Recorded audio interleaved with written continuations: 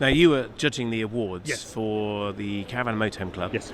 And you were telling me earlier about a winner that you wanted to applaud. Tell me more.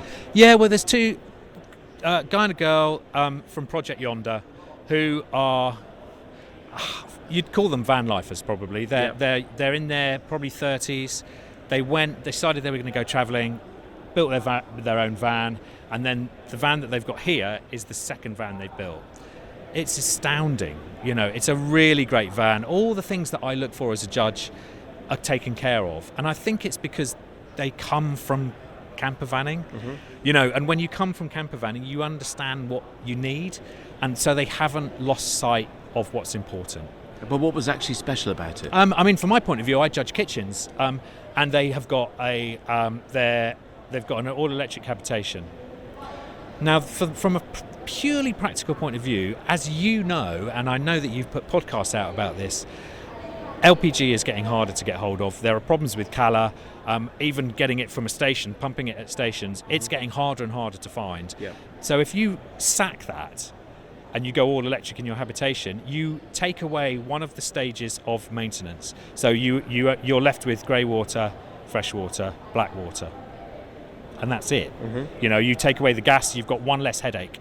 And actually it means that you can go potentially off grid if you can, legally and morally and ethically and sustainably, and that you're just moving into the 21st century, and I really love that about what they did. Also, from a cooking point of view, they made this worktop with a massive amount of chopping space. Right.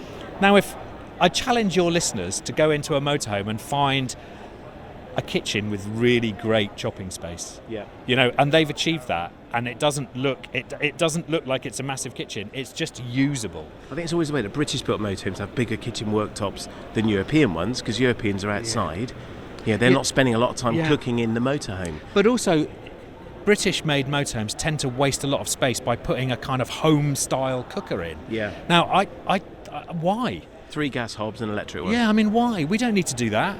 You can get a microwave oven grill that will run off an inverter. But we're obsessed with having them. How many roast lunches are cooked in a motorhome? Yeah, but how? Yeah, okay. Well, people who go into motorhomes and go, "Oh, I'd never get a turkey in there."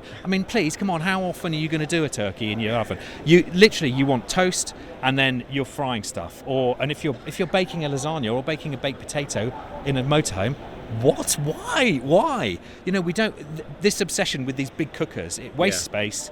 And I think they're really old-fashioned, and it's an industry hangover from caravans. Yeah, of course it is. And actually, the guys that are coming up who are from campervans have been living with little 2-ring stoves perfectly well, and a little microwave grill will make them toast, and that's all you need.